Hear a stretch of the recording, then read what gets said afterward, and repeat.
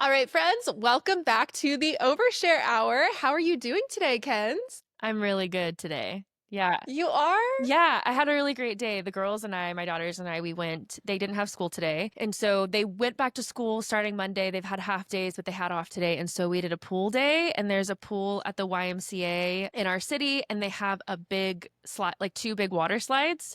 And so we did the water slides all day, and I was the only person over the age of probably 12 on the water Love. slide. Yeah, you But I were. was like, guys, get out here. Like, we're having fun. But it was seriously like inner child play. And we totally just like spent really quality time and did water slide over and over and over again for like 2.5 hours. So it was amazing. I love Yeah, it was really that. fun. And I have some news. News. I have some news. What's My cat, Suki, is officially pregnant. Oh my gosh. I Ken? know it's I know it's been a little bit up in the air and we weren't very sure, but she's definitely pregnant. She's got babies in her belly for sure. Oh Like my she has gosh. we feel them moving and she is growing daily. So we're going to have kittens here pretty soon. See if you can convince my sister to take one of I'm them. going to. I'm going to. I'm like, what are we gonna do? How many is she gonna have? Suki's an adorable black cat, and if Yeah. you guys know me, black cats are my everything. Yeah. I'm gonna be so tempted, but I already have two cats. I can't I take know. any more. She's so precious and she's sleeping a lot. So we're not letting her outside anymore. And she's going to have this litter. And then I'm taking her straight once she is able to get fixed Yeah. because you can't be having cats all the time. But yeah, she is pregnant for sure. Oh my I know. I goodness. know. I'm just embracing it. I'm like, wow, we're not prepared for this, but it's our fault. And so we're going to embrace it and it's going to be fun and we will find them good homes. Make the best of it. Yeah. And I have a feeling we will be keeping one, but Shh. Oh, I'm sure. I'm don't tell sorry. anybody. No, once you see the baby kittens, I don't know. I I feel like know. you gotta keep one. But I'm But also thinking like my Cindy, who everyone met on last week's episode, is elderly. And so I'm like, maybe we should get a kitten. But yeah. then I'm like, okay, but she could live for 5 more years. She's such a survivor. So I don't know. I don't know what we're gonna do. But yeah, she's pregnant and that's that. Love it. Oh Yeah. my gosh, I can't wait to come by your house. I know. I'm gonna be snuggling kittens. I'm so I know. It's gonna be excited. really cute. Anyway, how are you? I'm doing good. I'm really happy. We are recording on a Friday, so Yes, we it's are. been a good week actually. I feel like I've been very, very busy. I Yeah. think I'm working from the second I wake up to the second I go to bed, pretty much. Yeah, I And know. like, yeah, I've just been balancing that and trying to figure out how I feel about that. I think I'm Okay. okay with it. I think I'm Are okay you? with it in this season of life Okay. because I'm very determined to like get in a better place financially and try to like build things. So I feel like I'm okay with it in this season. I just need to figure out how to maintain my sanity Yeah. throughout all of it. But Do yeah, you feel that's what's been burnt going out or on. do you feel like you're sane? Not today, but I often do feel burnt out. Yeah. Yeah, I Yeah. do. But it's okay. Like I don't feel depressed or Yeah. anything. Like I'm happy about everything that's going on. I just think I do need mindful time. I need Yes. to be better at like prioritizing that because it's not like I don't have any time. I do doom scroll. So if I was more intentional with my doom scrolling, then I would probably feel like I have more time in my Yeah, I life. totally get that. It's hard though when you just want to like turn off because you're exhausted and you're like, it almost feels like taking care of yourself is another task. Yes, Yeah. 100%. Yeah, that's real. Well, we got some good submissions in today. We do. You Yeah. guys came through. I put a thing on my stories and we got quite a few on there. Yeah, that seems to be the way. I feel like you guys interact more on social media Google Forms. than Google Forms, which makes sense. No, But we I'm like do have a Google prior form. to answer. Yes, we do. Because one person or a couple people in the chat box on the stories was like, mine is too long. So I had to say, no, you can DM me. But also the Google form, you could Yes. be as long as you want. Yeah. That's the benefit to the Google form, guys. I know it's kind of a hassle, but you can write a lot there. So, anyway, yeah, let's get into it. I'll read the first one. The first one says, how do I move on from what feels like the love of my life? Ooh, this is why we need the Google form. That way we can have more context of this. But Yes. yeah, I really wanted to answer this one though, because this is so human. And I feel like that's why I love this podcast specifically, is just hearing very human, real questions that you kind of just shout into the void, because it can feel isolating. Like nobody has felt the amount of love that I have for somebody, and it's not going to work out. And that pain that you feel. And my initial thought, which I know it may not sound comforting and it might sound cheesy, but I have had two people before Brandon, not my ex-husband though, which is funny because we got married, but two people before Brandon who I truly believed were like they were the love of my life at the time. Um, Madly in love with these two people. And I think that moving on from those experiences and going through that grief process of realizing that those relationships weren't going to work out and there was nothing I could do to fix that or make it fit in this box. And one was because at the time I was going to go be a missionary, and my high school sweetheart was an atheist, and there was like this tension of we just don't align, and I truly felt like I was leaving behind the love of my life. And then we just had a like really messy back and forth for like 2 years where I would see him over the summers and I would come back home and I'd be like, this is it. We're so meant to be, but we're never going to be. So I have felt that pain in that situation. And my capacity to love was a lot in that relationship. And then I had my Norwegian situationship where I was so in love with this guy from Norway and I wanted this thing to work out so bad, and it just never would have due to circumstances of him being from Norway and honestly probably me being more into him than he was into me. I do think that the Norway thing was a big part of it, but I do think I was more into him a bit. And the night that we separated, I was just crying and we were holding each other and I was like, we're not going to be together.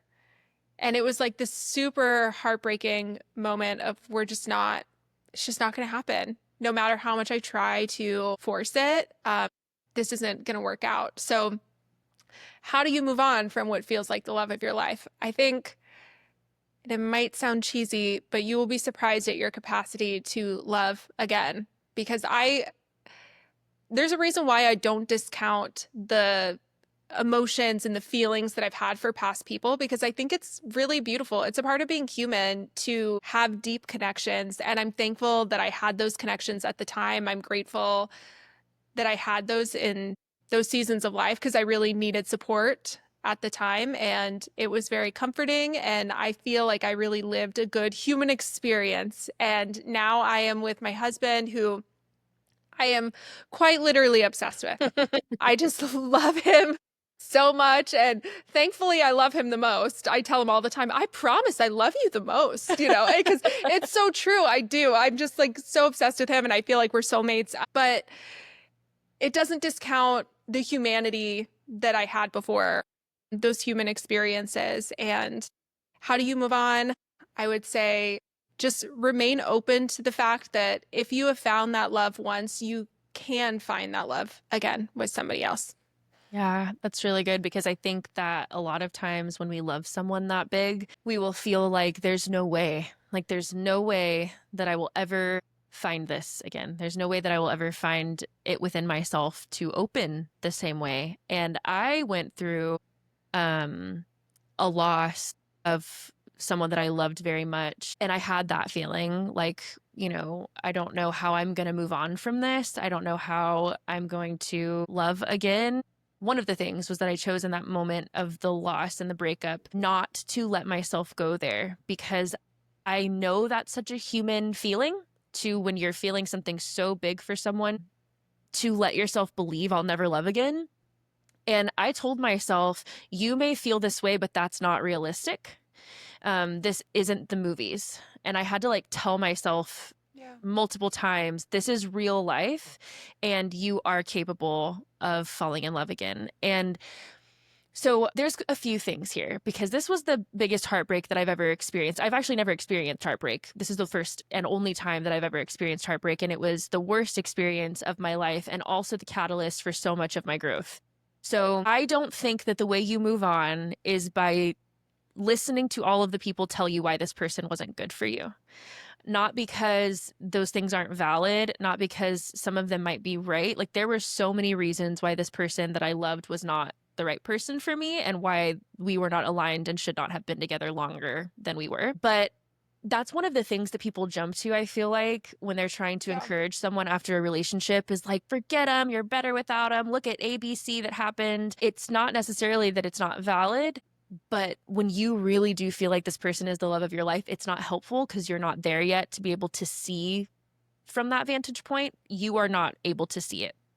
So when my relationship ended, I would feel these big emotions. Okay. I would go through the waves of grief. And I remember specifically one time I was supposed to go to a birthday dinner, and it was maybe 2 weeks, a week or 2 weeks after the breakup. And I was lying in bed, fully ready to go, like waiting on the time to go. And a wave of emotion hit me, and I cried like the hardest that I had remembered myself crying in a really long time. And I was just by myself in my bed and I was crying. And I was telling myself as I was doing that, like as that was happening to me, as that wave was coming, this is the last time that you will cry this cry. Let it go. Like let it come and let yourself cry it, because this is the biggest it will be.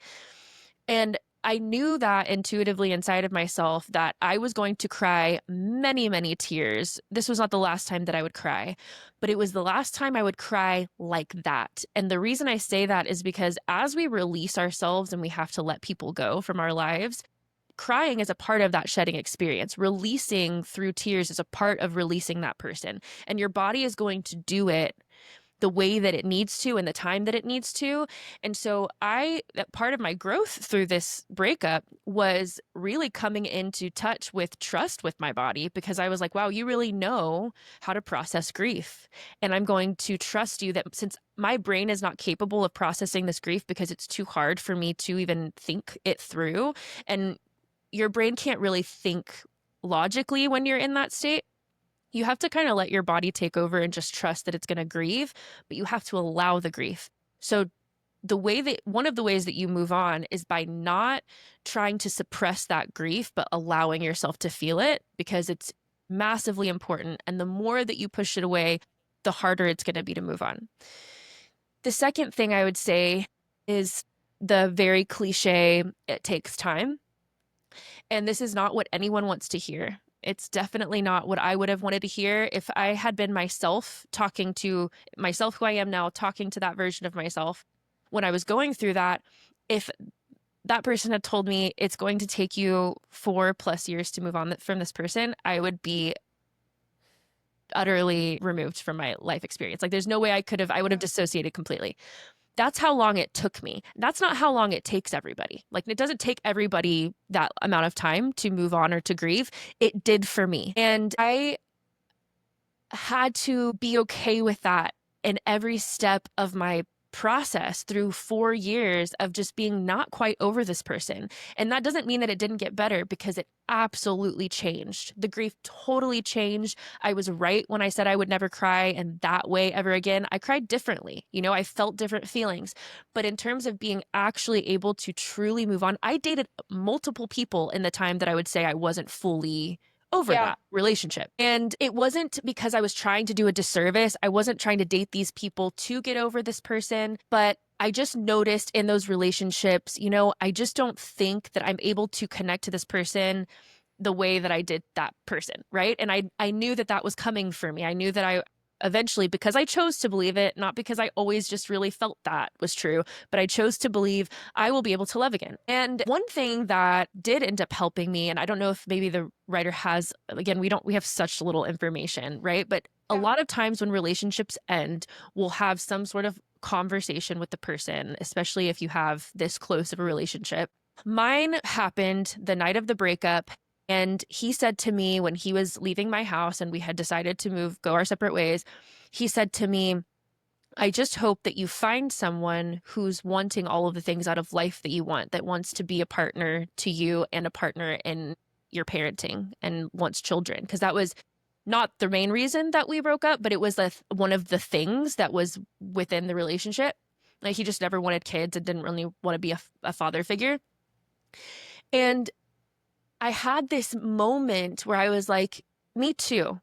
I hope that for myself as well. And I didn't know how it was going to come to me.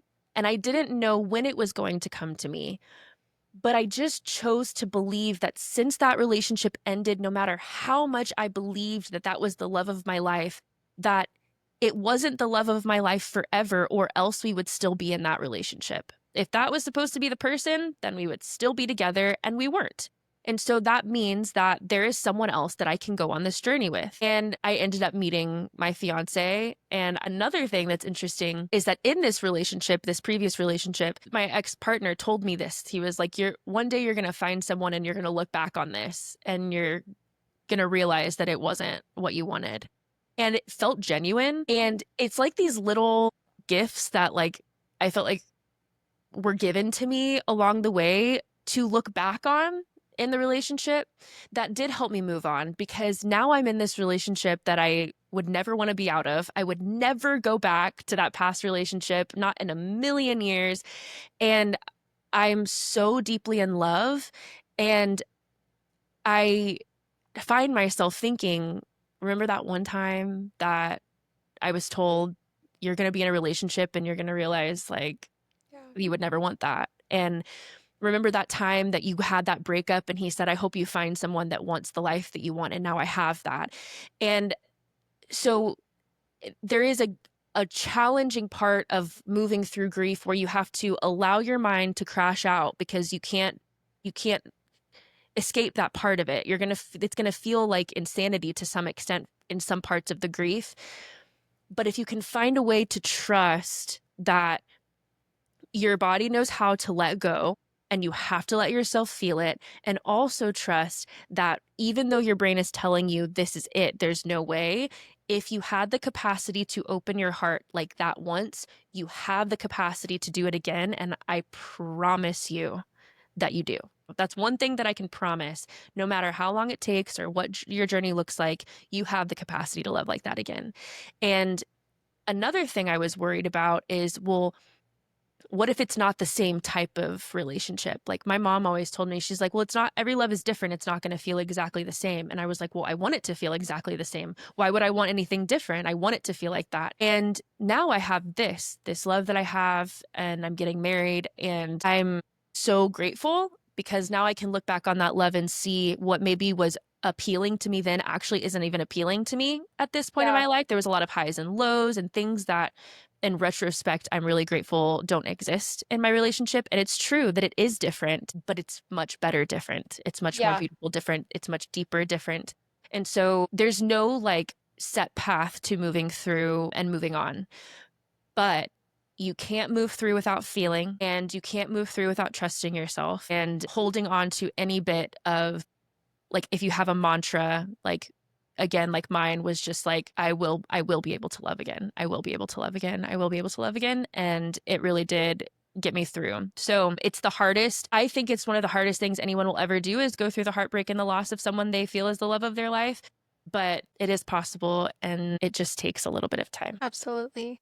Unfortunately, but Yeah, it is worth it. I know that's cheesy, but it is like you were so worth it. saying, you will often and most likely look back and realize that the situation that you end up finding is way better than the one that you were in.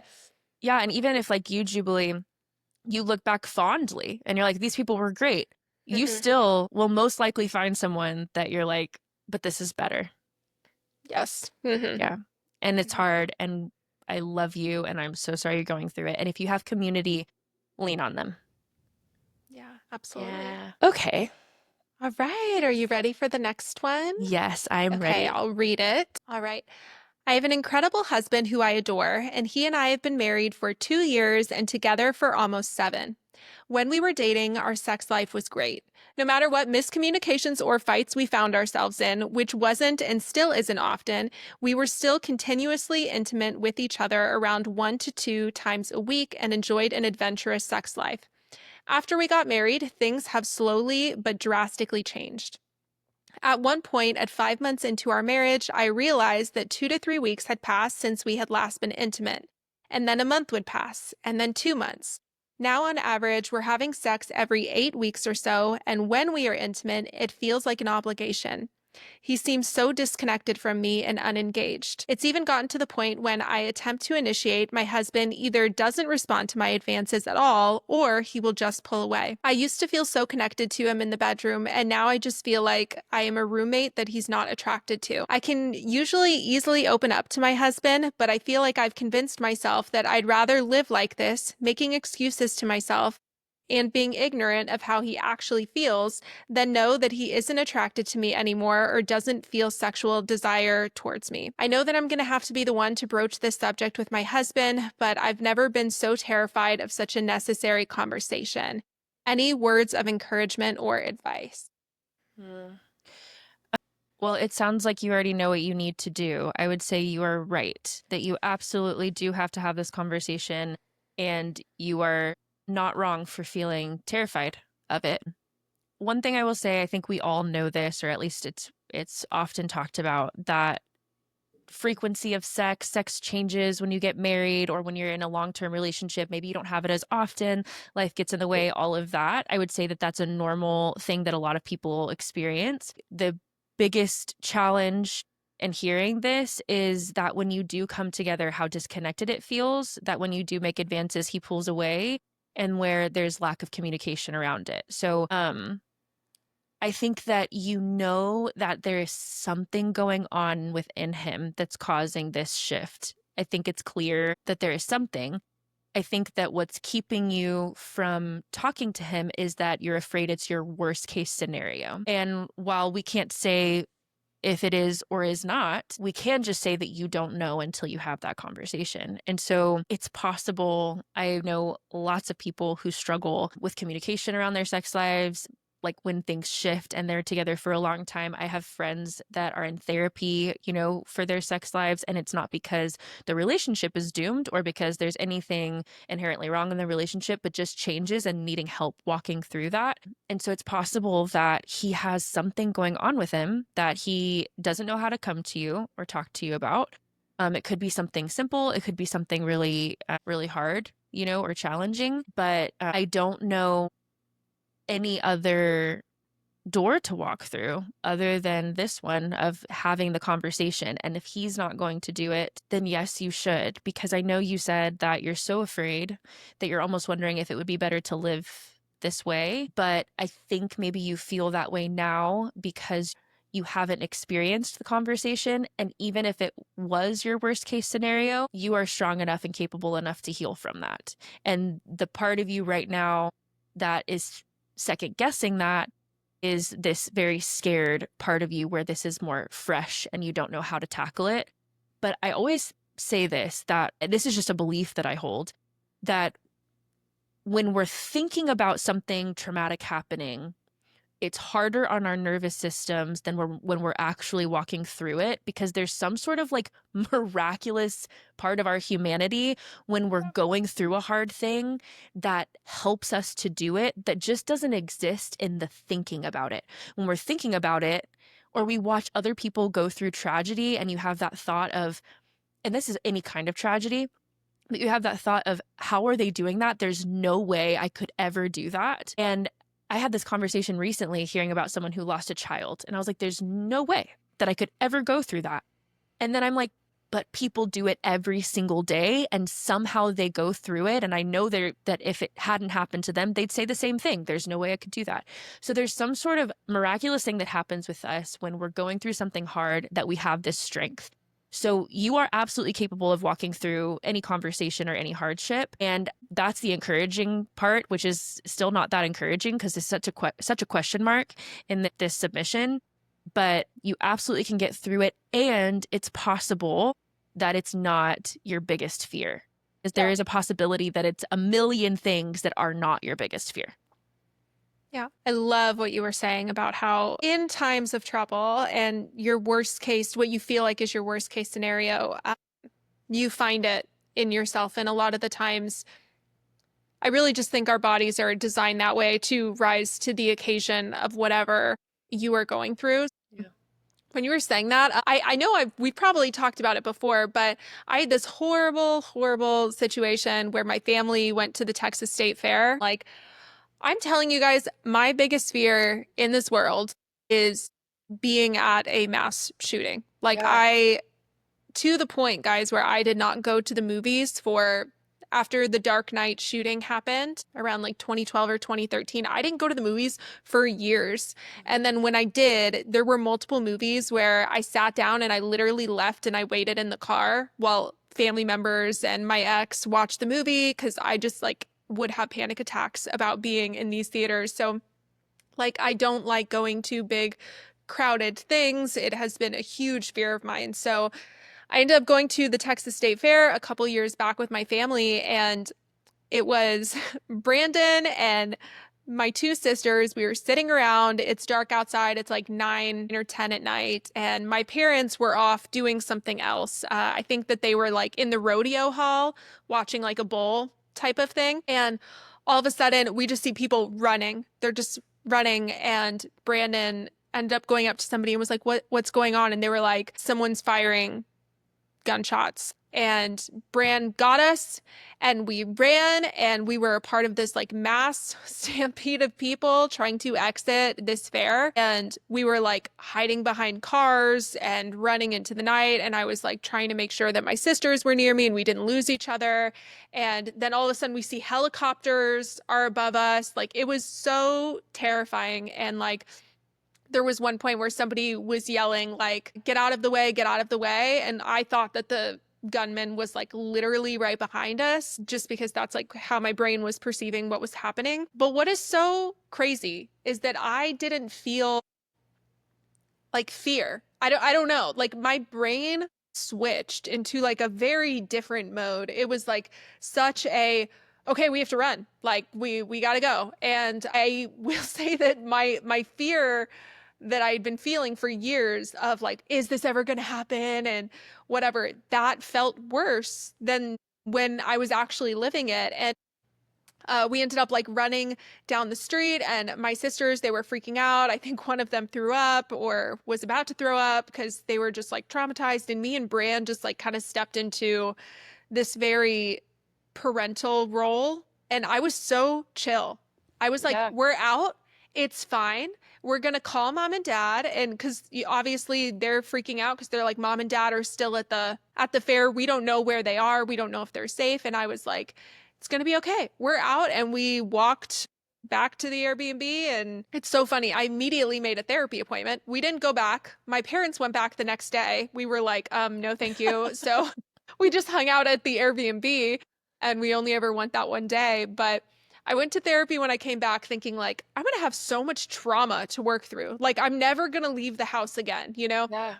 And by the time I got into therapy, I was telling her about it and I had this thought to myself where I was like, I kind of feel over it. Um, like Like, I why am I here?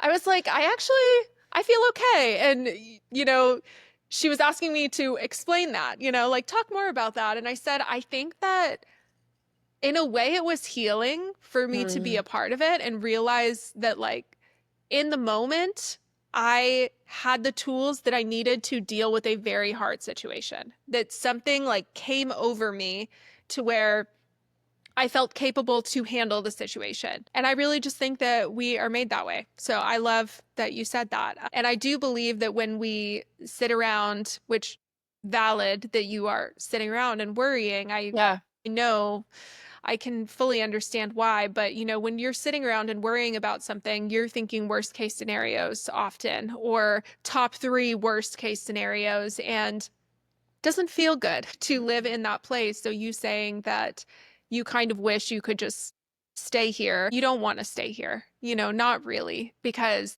it can feel like hell to not know what the true answer is. So I mean, I've had several friends who have had problems in their sex life.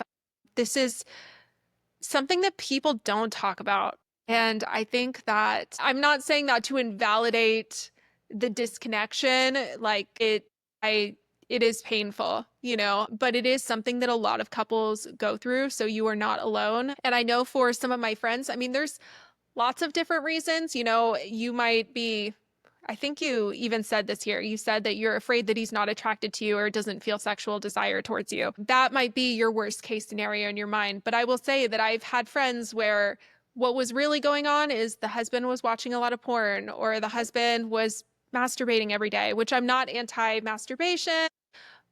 But when you are choosing that above being with your spouse every single day, that can lead to a huge drop off of sex, testosterone, hormones. He could be depressed. Yep. Like, is he struggling at work? I think we often have it in our minds. I'm not saying you are, but I think that sometimes, even me, where you kind of feel like, well, guys are supposed to want to have sex all the time. So many layers. They're human, just like all of us. Yep. So there could be a lot of reasons. He could be feeling depressed. He could be feeling disconnected. Maybe he needs more dates. Maybe he needs non sexual touch, like more snuggling and to feel connected. But you're never going to know until you talk to him. And then I would say marriage counseling or sex therapy to really just get into that to try to figure out if you guys can find the root of the problem. Because it sounds like you said, that you have an incredible husband that you adore. I think that it's hard when you wish probably that your partner would bring it up. You said, Yes. that I'm going to have to be the one to bring it up. And that does suck. So I am sorry that is the case here, but I think that, yeah, you definitely have to bring it up. And it can't be worse than the uncertainty that you've been living in.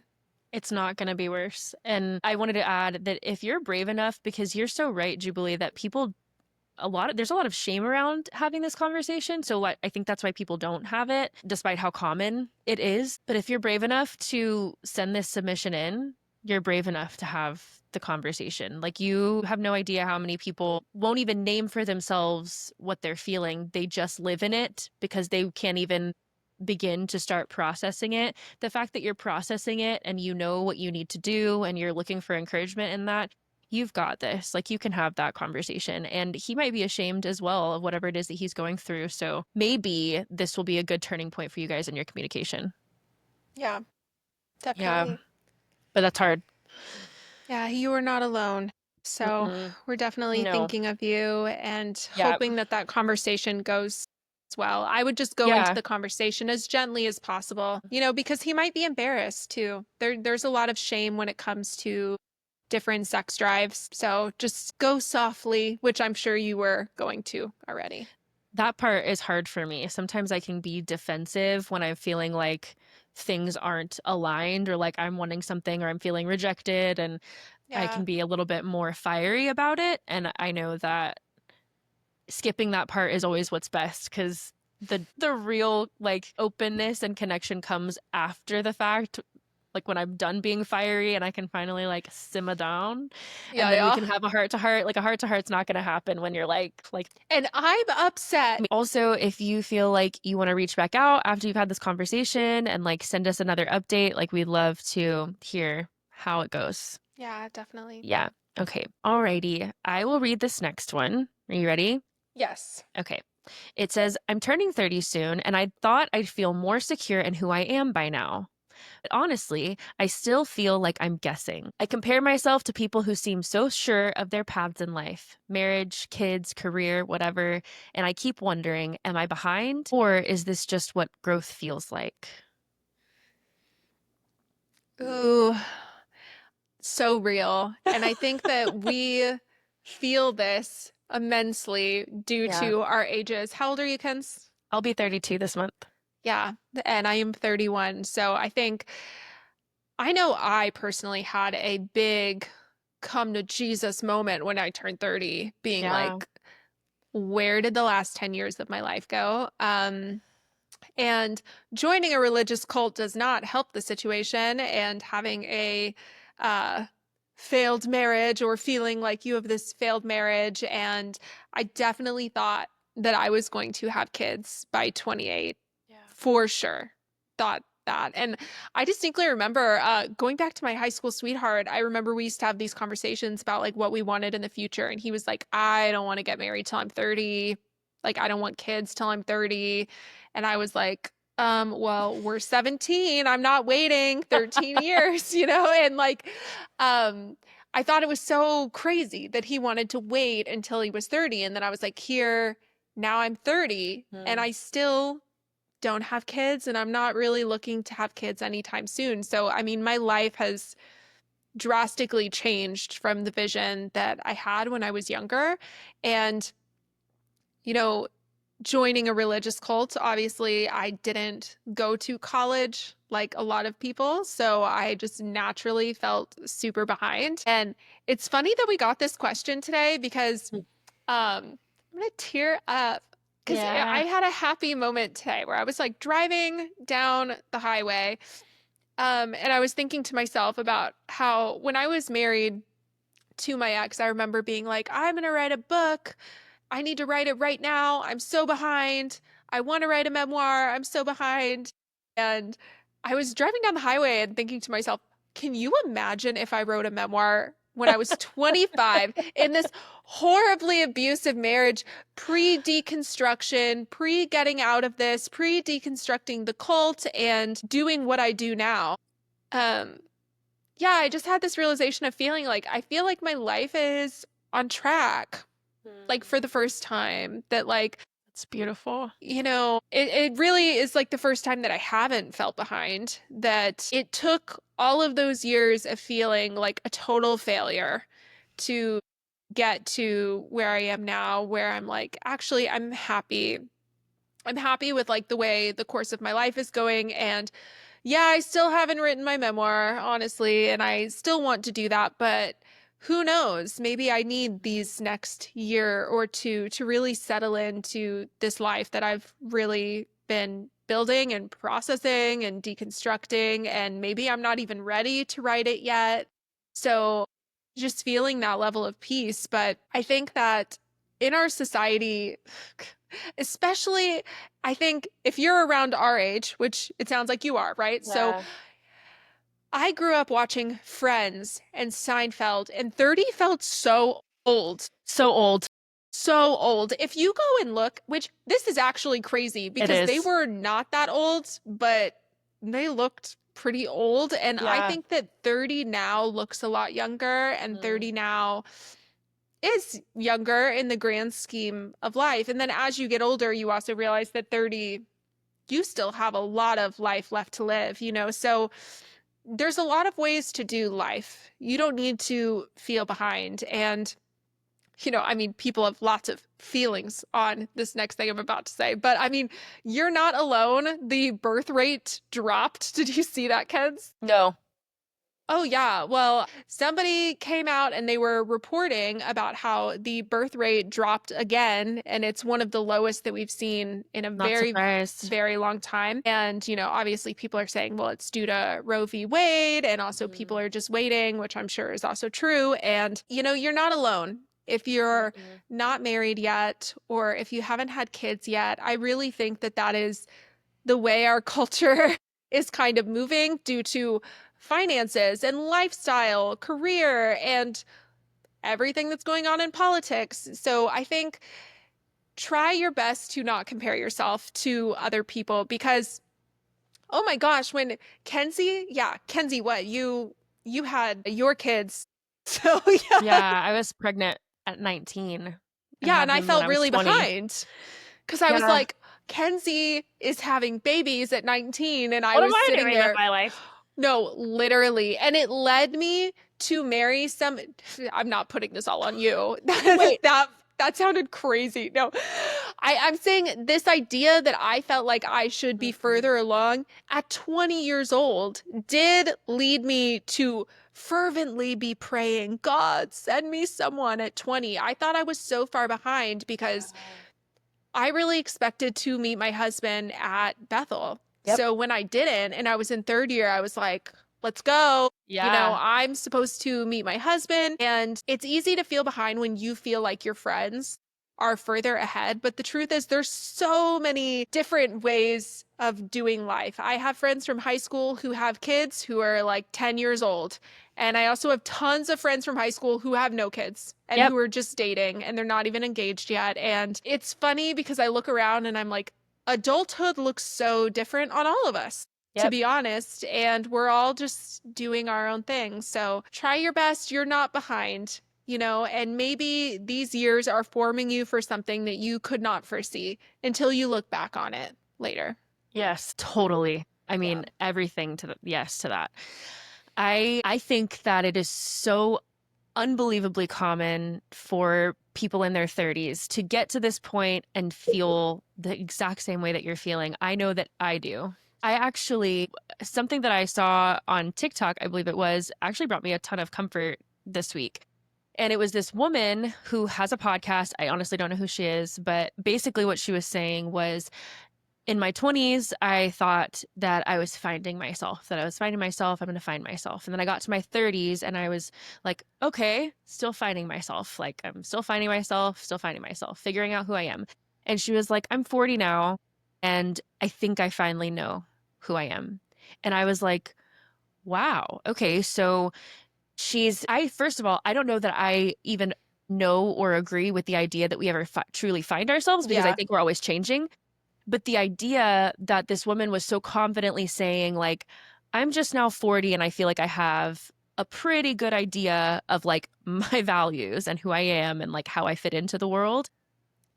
I had all of the things happen so young in life. I got married and I had kids, just like we were talking about. And I have changed so much in the last 10 years of my life. I'm not the same person at all. And I'm at this place, my 32nd birthday is coming up this month, and I I think even I thought that on my 30th birthday, like, so much is going to happen in the next 2 years. Like, I'm going to really see a lot of change. And here I am, and I'm still having this feeling of like, I'm not there, I'm not there. But then when I actually zoom out and like look at how much has actually changed over the last 2 years, it's a lot. And Yeah. a lot has changed, in the 10 years, and a lot has changed in the last 5 years, and a lot has changed in the last 2 years. But it's almost like seeing yourself in the mirror every day. Like, you don't really notice a lot of differences in the same way as if you saw yourself one day and then looked at a picture of yourself 15 years ago. Yeah.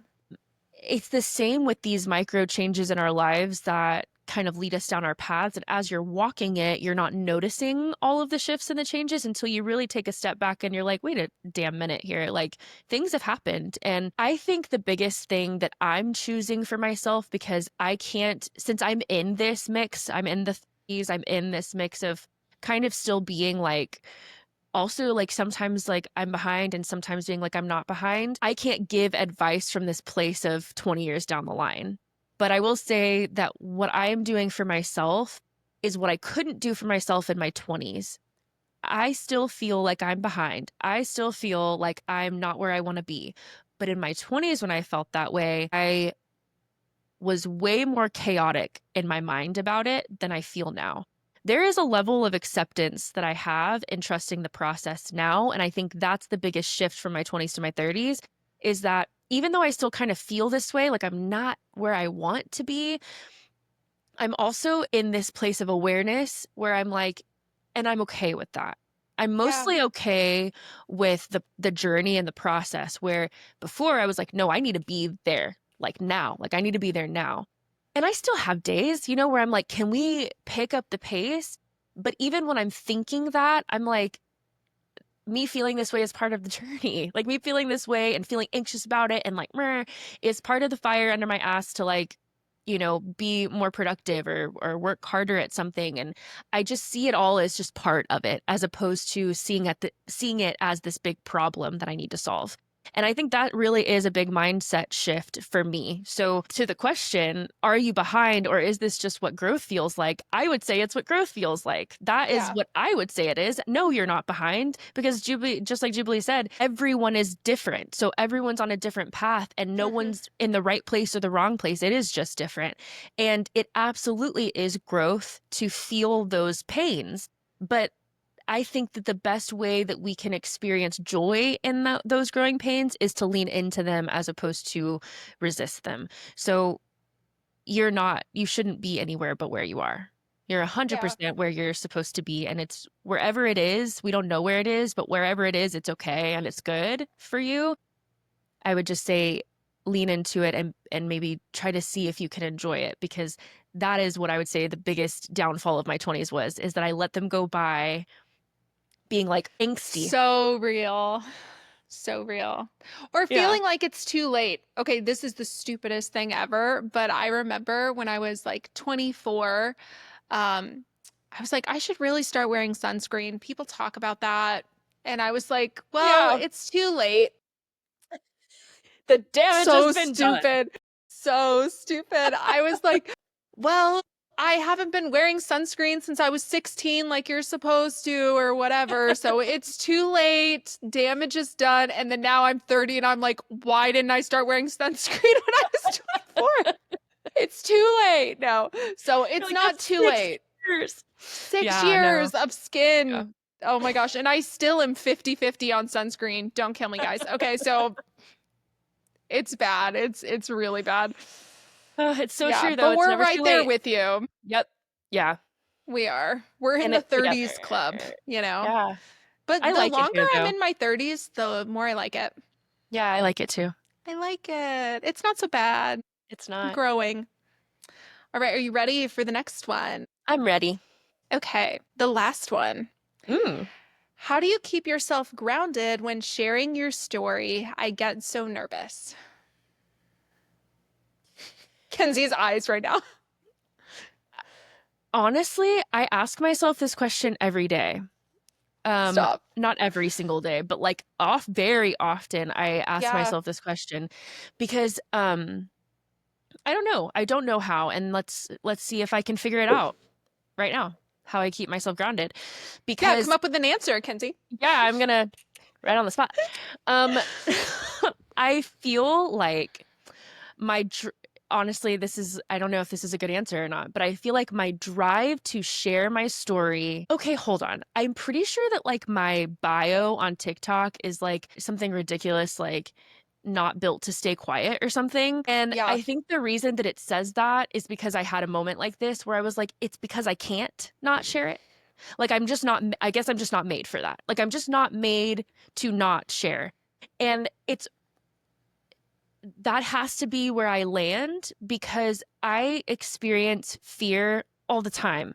Juby, even with you, I'll share something and then I'll text Jubilee and be like, can you go watch this video? Was it okay for me to share this? Or like, do you think it was too much for me to share? But there's just this drive in me where I can't not. And sometimes I wonder where that comes from. What is that? Is it just my personality? Like, is it just, my purpose in this world? Like, I don't know what it is, but that feeling of this story deserves to be told. And if it was someone else's story, I would want them to tell it.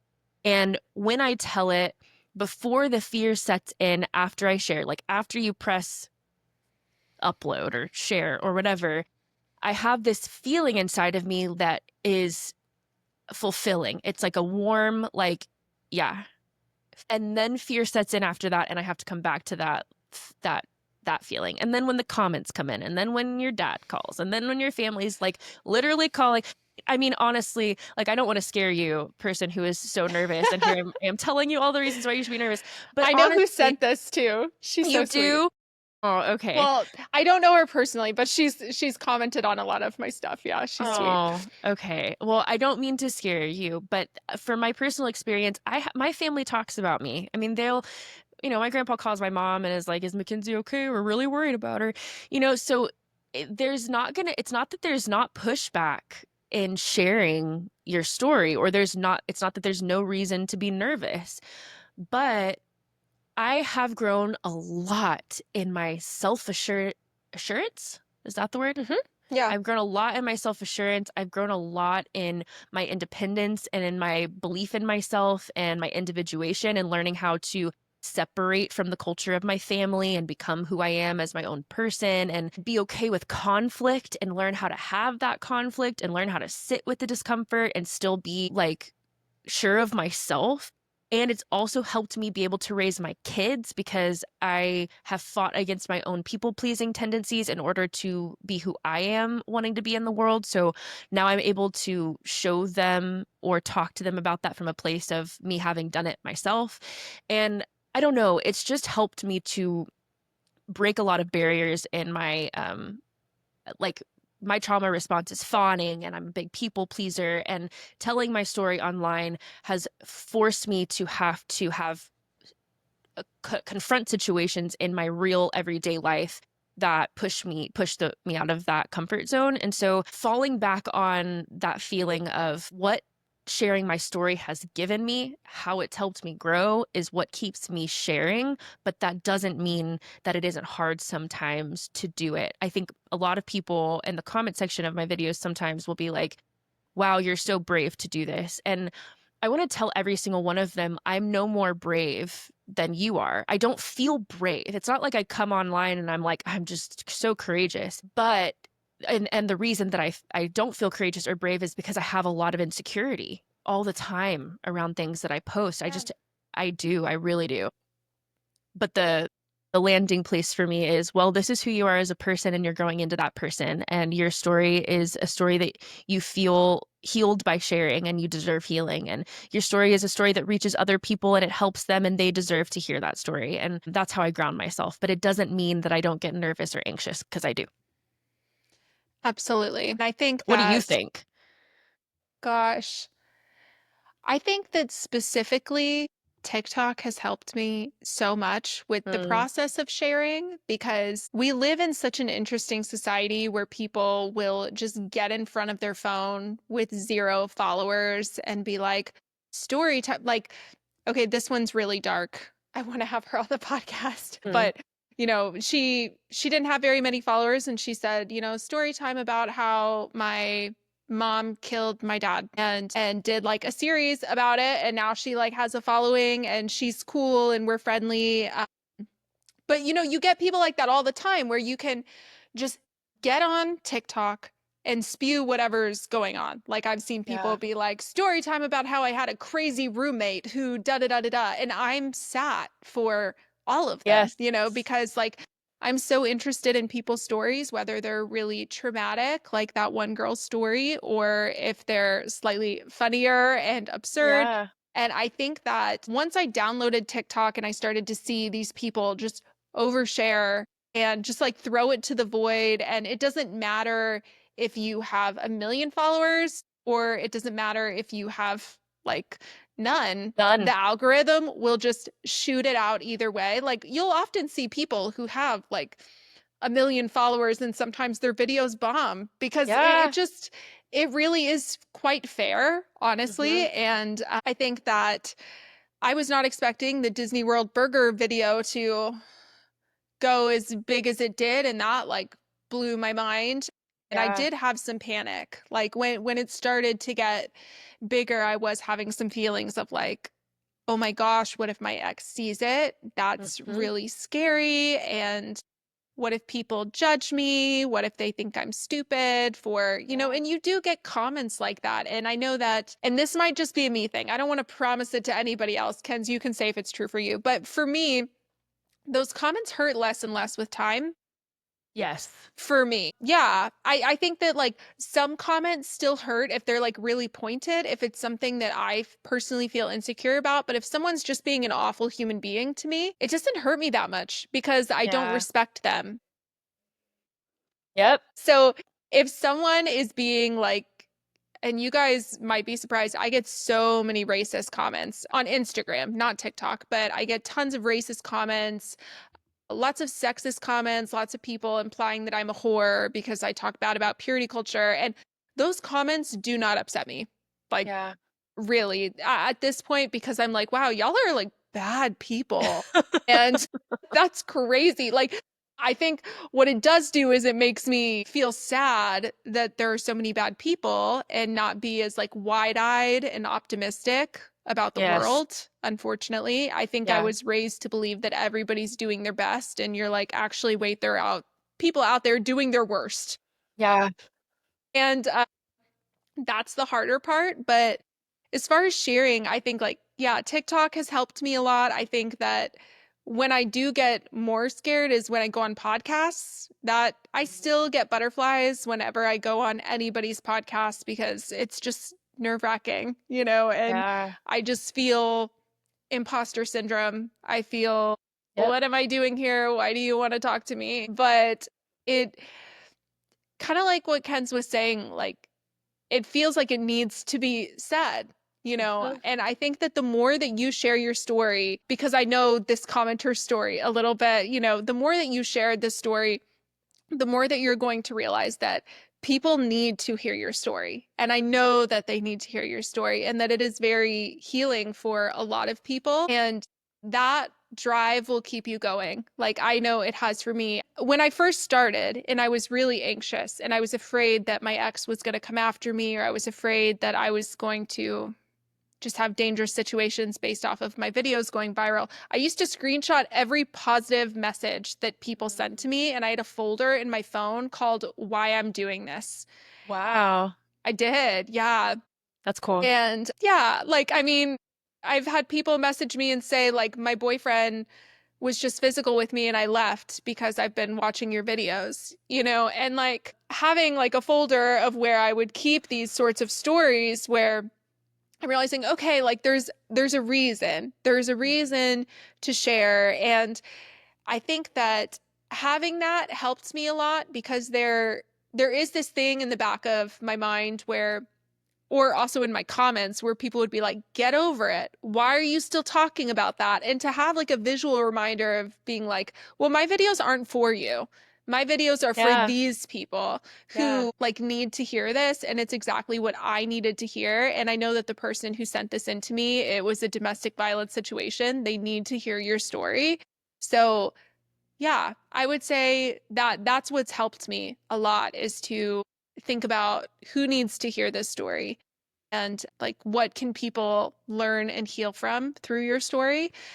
Yeah, so It's I really think good. that's how I've dealt with it, I would say. It's Yeah. a process though. Like it's an ever evolving process of being online and sharing so much because I think that, Ken's, you've mentioned before that you've had family who has said like, well, why can't we just like heal in private? Like, why can't Yeah. we just, this isn't stuff we talk about online. I don't know why Yeah. everybody feels like they need to go online. And to that, I would just say, for you, then it's not your purpose in life, and that's okay. But I personally feel like it is my purpose in life Yeah. to share online. And I feel that way about you, Ken's. I'm like, Yeah. I'm sorry, your story is like gonna change the world and you're powerful. And I feel like that's why, and not Yeah. everybody's going to understand that. Like you Nope. might get pushback of people being like, just drop it. Like it doesn't matter. Like what? You got divorced. Why do you Yes. need to keep talking about that? Well, because I feel like it's a part of my purpose, Yep. you know? And that's And enough. and that's enough. Just drop it. Yeah. That is my answer, is that I feel like it's a part of my purpose in life. I think that's so good. And yeah, it's so true. I mean, I've had family members comment publicly on my page, like, you're I love harming so many people by sharing this. And I'm like, man, it's my life. It's my life. And I was harmed, and it's my story. And there are other people being harmed by similar things. And it's not my responsibility to protect people who have harmed me. And so that's a big one. Yeah, absolutely. So good. I cannot wait to hear your story if you decide to share it. Yes. I hope you do. Yeah. Yeah. So that's our last submission for today. You ready to jump into our overshares? Yes, let's do it.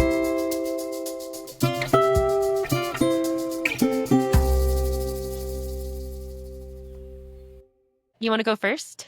Sure. Mine Okay. is random. I feel like I often on my overshares, I'm like, so here's the deepest thing that's going on with me right now. So I'm going to switch it up and be a little not so deep today. So I just bought this fitness program that I'm Yeah. very excited about. I've been following this creator for a while, which, okay, I'm not hating on her tagline. It's not my style, but I love her. I love Okay. her a lot. So her tagline is sad to savage. Okay. Yes. Yes, but I love her stuff because she's all about habit tracking. And Cool. I have loved her podcast. She sells a habit tracker. And you know me, I'm so type A. Mm-hmm. I love a good checklist, obsessed with a morning and night routine. So I love her stuff. And her name's Shelby Sacco. And basically, she was going through a really hard time, was really depressed. And then she ended up reading The Power of Habit and then Atomic Habits. And she's like, said she's rewired her brain to be happier and stuff. And now, oh my gosh, goals. She has a giant house that she's made off of content creation money. So, and she's younger than me. Fingers crossed.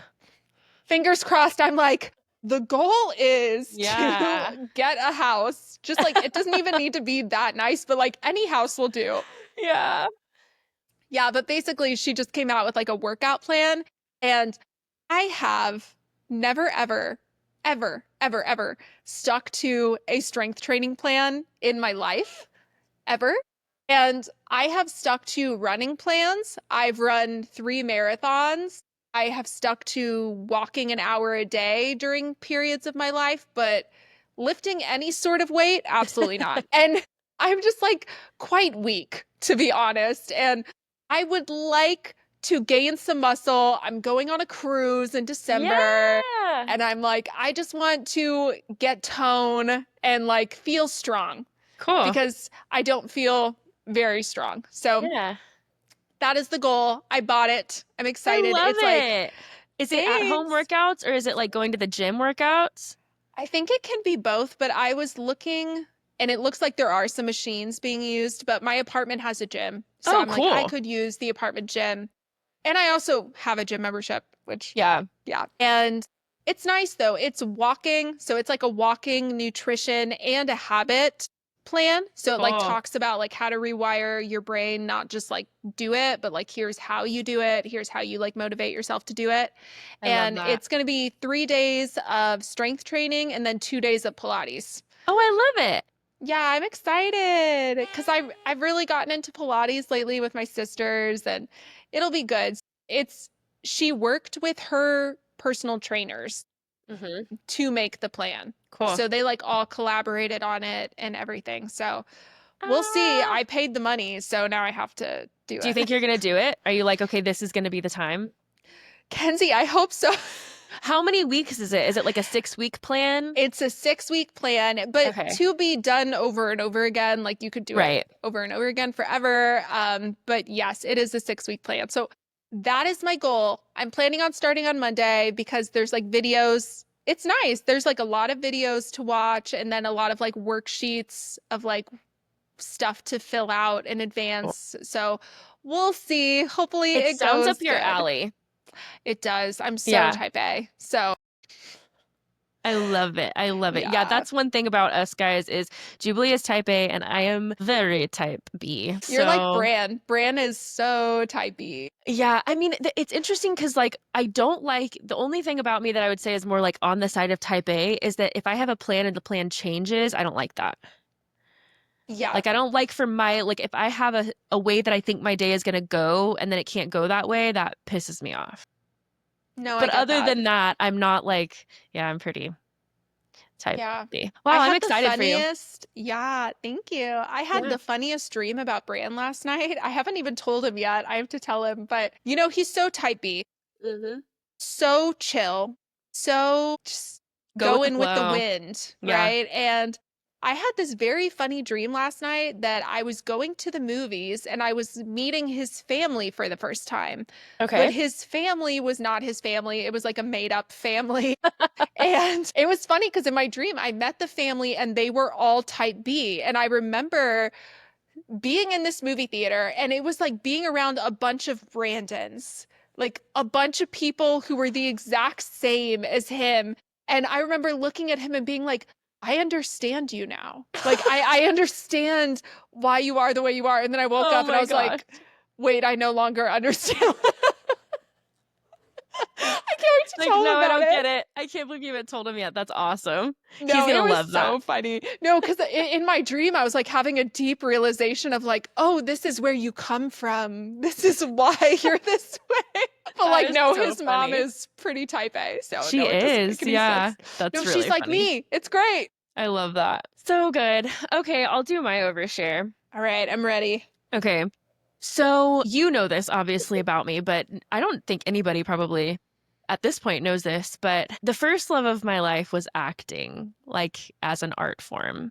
Yes. And I've always said about it, I acted growing up, and then right before my divorce, I started acting again. And I joined an acting class in Austin. And I took it for 4 years, and then COVID hit. And so it wasn't a thing anymore because I don't live in Austin. I had to drive, I had to commute like 2 hours. So yeah, I stopped taking it. I fired my agent because of some like sexism that was happening in my agency. And the way that I have always thought about acting is it's like this bird, okay? And I may have told you this before. I don't But think so. for anybody who hasn't heard this, it's like this bird, and like this bird is my friend, and it'll like come settle on my shoulder, and like I get to hold it, and like we get to be together. But the bird is free, and the bird has a life of its own. And so whenever the bird has to go, I have to let it fly away, and then trust that it'll come back to me whenever it's ready. And this is just like the way that I've always envisioned my relationship with this art form, that like there are times in my life where the bird is with me, and there are times in my life where the bird is not. And I've had to make peace with that. Like it has a life of its own, and it chooses me sometimes. And when it does, it's so beautiful, and I get to just revel in its glory. So since COVID 2020, when I stopped fired my agent, I stopped taking my acting class. Literally, when I was sending the email to my acting coach and to my agent, I had this, like, I imagined this where I was like opening this cage and like letting the bird out. And I was like, I'll see you when I see you. And it's devastating, and it's not at the same time because I'm aware that this is how it's always been. But I have always wondered, like, when it's going to come home to stay, if it's ever going to come home to stay. And so last night I was laying in bed with Luca, and we were watching Outlander, which is the show that we're watching right now. And it's the exact kind of vibe that I've always, like, characters that I've always wanted to play, stories that I've wanted to tell. And I like looked at him and had like a little girl moment, right? Where I was, or just like, I don't know, not girl. I don't know what the right term is, but just like Yeah. do you love me? Like those kind of moments.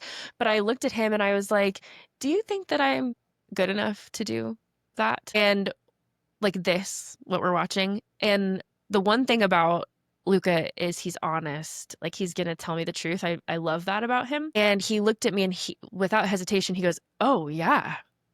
Yeah, you can't, you're good enough and you should be doing it. Like you absolutely should be. And then another thing I love about him is that he doesn't stop there. He kind of like talks about it. So he like started this conversation. He was like, you should. And I was like, it's not that easy. Like it's not so easy that you can just start acting, like we live in Texas. I don't have an agent. But he went to sleep, and I got on my phone and I downloaded these apps that I used to submit all of my auditions through when I was auditioning back in the day. And for like 2 hours, I just stayed up submitting my old acting reel and my old headshots for auditions. And I just had this moment where I was like, I kind of like what we were talking about in the submission about turning 30, where you're like, oh, well, it's too late, especially in the world of acting. It's like you need to be young and you need to be in a certain age group to like really have a successful career. And that's never even been my thought that like I'm going to go move to Los Angeles and be a successful actress. But it's also something that I've kept myself from doing because I've said, well, you're never going to go to Los Angeles and be a successful actress, so why do it anyway? Like there's this thing in the back of my mind. So it's like simultaneously that's never been like my actual goal, but it's also been the thing that has kept me from continuing multiple times because I thought it's never going to happen. So I started submitting last night, and I am feeling really good about that as like a I'm gonna get emotional because it's literally like I feel like I opened the door to the cage and like set it out on the Yeah. windowsill. And I'm like, if you want to come home, like I'm ready. And there's just nothing in the world that I feel more like myself doing than when I'm doing that art form. There's just something in my soul that is meant for it. And so I'm just going to keep myself open to it. And whatever that looks like, even if it's just for a little while, but I'm going to open the door again and start doing some stuff. And I'm looking forward to that. And I I will also say that I did a theater audition recently that I didn't get cast in. And that is the last theater audition that I did because there's just not a lot happening right now. But I'm going to keep putting it out there. And I struggle because when I was auditioning, I was 25 and I'm 30, almost 2 now, and I would be lying if I said I didn't have some insecurity around that. And I'm um a little fearful. I uploaded my headshot to ChatGPT, and I was like, and then a photo of myself now, like my previous headshot, and then a photo of myself now. And I was like, I don't have any new headshots. Like, can I still use this? And ChatGPT literally said this to me. It said, you are not as stereotypically pretty as you were in your headshot. What? However, yeah, it said that. And I was like, they're like, however, you have aged and grown into yourself, and like you provide depth that you didn't provide before. That is insanity. You're Yeah, gorgeous. No, that's stupid. thank you. That But pisses me off. I was like, that is actually like my worst fear is that like I am going to just be seen as like not enough. Like No, I you're never, it's so stunning, Ken's. Thank you, but it's interesting because when I was auditioning then, I didn't want to be seen as just a face. I wanted to be seen for my talent. And now my fear is, well, what if I audition and no one is even able to see my talent because I don't look like I used to look. So I don't know, there's insecurities around it for sure, but the love that I have for it is strong enough that I'm going to dip my toes back in. And that's my overshare. You should. And Yeah. guys, I'm so serious when I say Ken's is an amazing actress. Thank you. She played Gabriella from High School Musical. Sorry. No, that's the silliest one I could think True, of. it's No, but true. it's so true. And Yeah, I for, went like, to go see that ever. one. It was everything to me. No, but she is so talented. Like you could absolutely, I don't mean to be corny, but you could absolutely make it in Hollywood. Like your acting is incredible. Okay, now I'm going to brag on you for a sec. You made it very far along in that one casting process with True Grit. Yeah. Yeah. So y'all know that movie True Grit where Haley Steinfeld got famous Cast. based off of that movie? Kenzie, how close were you? Like you were super close to getting that role. Yeah, I mean, I don't know how, like, it was like a second callback. So for people who don't know, you have your Hmm. audition and then you get a callback and then you get a second callback. So I don't know how many other Yeah. girls were in the second callback, but I made it far along. Typically, there's no more than 3 callbacks before they cast. Yeah. No, you did amazing. So you're Thanks. so talented, Kenz. I fully Thanks. believe in you. And it makes me happy because as your friend, I want you to always pursue what makes you come alive, you know? And Yeah. I know that for you, it's always been acting, you It know? has. And I think what was part of the like letting it go this last time during COVID is that I had a lot of things that were in the works that had to just be completely stopped. I mean, I actually had jobs lined up and like a short film that was about to be turned into a Netflix feature, and like it just never happened. And so, and Hmm. it's so interesting how like once you get that momentum going, you kind of have to keep that momentum going. And then obviously the world stopped. And so my acting career stopped. And now I'm like, is it too late? But No, it no, is not. it's Because not. you have to remind yourself, you could be looking back on this when you're like 45 and being like, oh my gosh, I can't believe I thought I was too old Exactly. at 32, you Yeah, know? So, exactly. Yeah, so I'm gonna do that and I'm happy about it. If you're listening to this and you're like, hey, I'm a director and I have a movie and you like locally, like I will be in your student film. Just like send me an email. absolutely, you should do that. Yeah. Alrighty, well, thank you guys so much for listening to this episode of the Overshare Hour. We're so Yeah. happy that you guys are here. Yeah, we love you guys. And thank you so much for all your great submissions recently. It's been an honor to answer them. And we hope that we hear some updates from you guys. We love getting updates. We do get updates sometimes, and we just want to let you know we read them and we love them and we're so grateful for them. So please don't feel like they're not going to be read. Send them in. Yes, absolutely. Yeah. All right. All right, well, we'll see you guys next week. Next week. Bye. Bye.